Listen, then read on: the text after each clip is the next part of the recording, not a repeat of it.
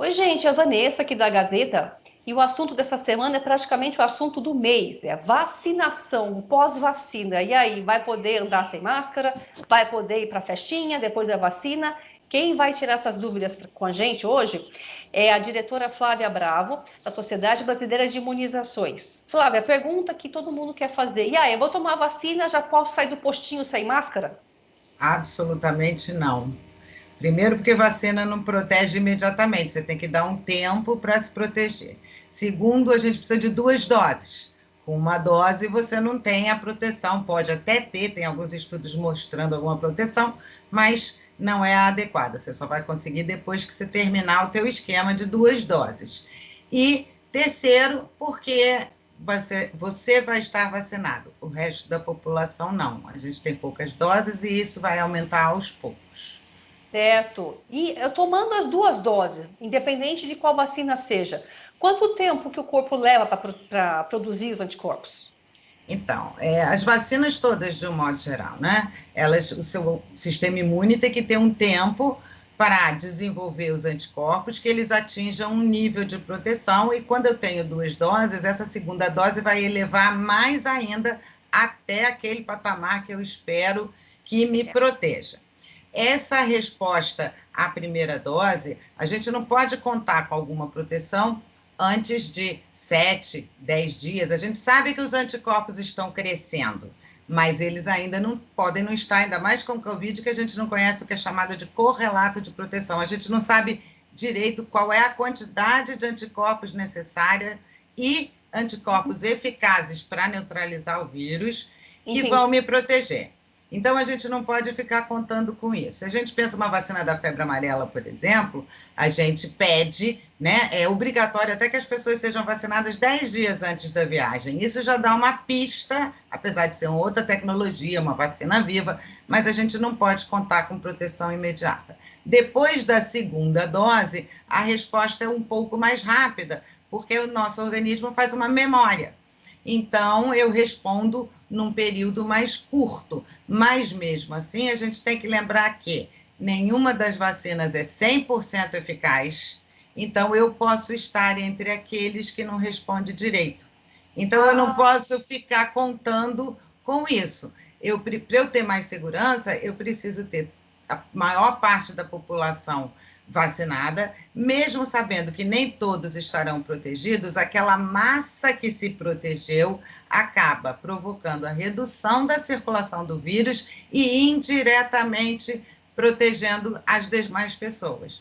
Então, o fato de você ter sido vacinado nem com a primeira nem com a segunda dose não é passaporte para a liberdade. isso Vamos ter Vamos ter que continuar usando máscara, o álcool gel, o distanciamento, observando a situação epidemiológica do país, respeitando a nossa proteção, porque na verdade não é só nossa, a gente está protegendo todas aquelas pessoas com quem a gente convive, e aguardar o resultado da vacinação, a ampliação da vacinação, porque a gente vai começar a vacinar, dada a escassez de doses e a nossa população gigante, a população de risco. É um Uhum. número pequeno, não é suficiente para controlar a circulação, mas eu vou reduzir internação, óbitos, doença grave, eu desafogo o sistema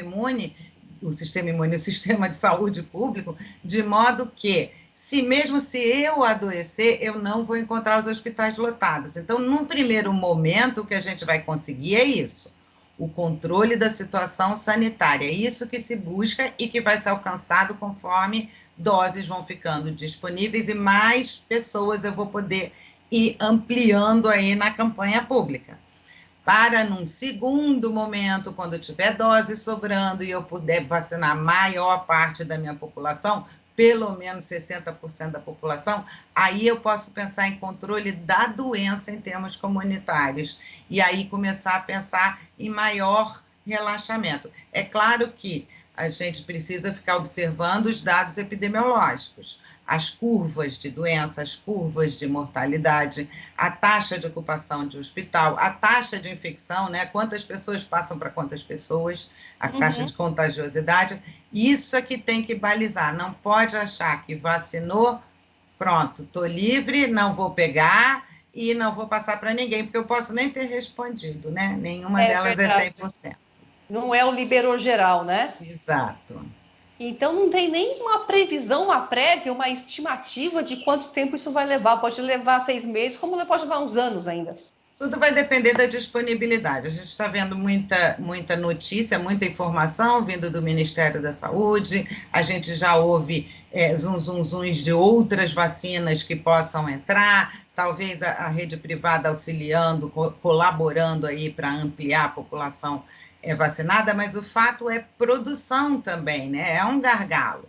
É uma vacina desejada pelo planeta inteiro. A gente tem que proteger os mais suscetíveis. E quando a gente está falando isso, a gente está falando do mundo inteiro, não é só o mais suscetível brasileiro. A Uhum. gente tem que lembrar dos países pobres, dos países onde a estrutura de saúde é mais precária ainda. Então, a produção a gente tem que encarar do ponto de vista global. Vacinas feitas para o mundo todo, com uma distribuição humanitária correta, adequada para a gente corrigir esse problema, tentar contornar esse problema que é de saúde pública mundial, não é só do Brasil. Uhum. Então, no curto prazo, a gente não vai, a gente pode ver algumas medidas de distanciamento sendo revisadas, um alargamento das possibilidades do que você pode fazer, de acordo com os dados epidemiológicos, retorno às aulas, retorno a outras atividades, mas isso vai ter que ser gradual, pautado nas informações da ciência e de acordo com a disponibilidade de doses para a gente ter mais segurança em relação à proteção da população. Então, não adianta, na minha visão, eu não acredito que nos próximos 6 meses esteja liberado geral, porque a gente tem que vacinar muita gente. É claro que, a partir do momento que eu atingir aqueles mais suscetíveis, aqueles que mais adoecem, aqueles que mais morrem, eu estou com o meu sistema de saúde apto para receber casos leves, casos moderados, casos que não levam à morte. As medidas de proteção vão poder ser relaxadas. Mas eu acredito que a gente aprendeu uma grande lição: a importância da lavagem das mãos, se não, se for possível, o álcool gel, o uso de máscaras por enquanto, porque ajuda a reduzir realmente a transmissão, mas isso vai ter que ser lentamente. Não adianta achar que em março, abril, a gente vai poder já estar liberado geral, porque não vai. Não, tem que continuar tomando cuidado. Isso é importante. Exatamente. Até para poder voltarem às atividades, para a gente poder ver o Uhum. comércio funcionando, a indústria funcionando, as escolas funcionando, mas ainda com cuidados, dentro dos critérios adequados de prevenção, mas já funcionando e a vida recuperando o fôlego que a gente precisa. Não adianta dissociar economia de saúde. Sem saúde, não vai dar certo.